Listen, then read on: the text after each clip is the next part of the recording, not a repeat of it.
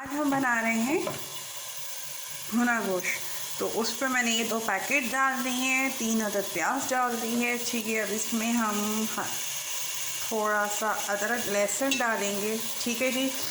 उसके अलावा इसके अंदर सारे अज्जा देंगे, जिसमें है नमक, हल्दी, लाल मिर्च, धनिया और कुटी हुई लाल मिर्च। ये सब डाल के हम भूनेंगे। और मैंने इसमें अभी तेल नहीं डाला है, तो ज़रा सा मिक्स कर दूँगी।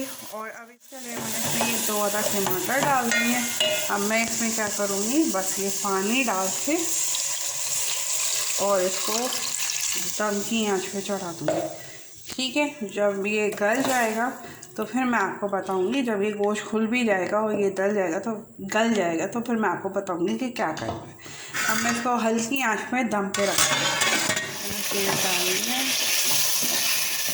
इसको इस तरह भूनती रहूँगी। ठीक है जी। देखिए पानी हमारा खुश्क हो गया था। अब मैं थोड़ा सा इसको भून लूँ, फिर तेल डाल के इसको मैं भूनती रहूँ। बस ये देखिए तेल हमारा आ गया, हमारा अच्छी तरह भून गया। अब हम इसमें पानी डाल के इसको थोड़ा सा सलसला करेंगे।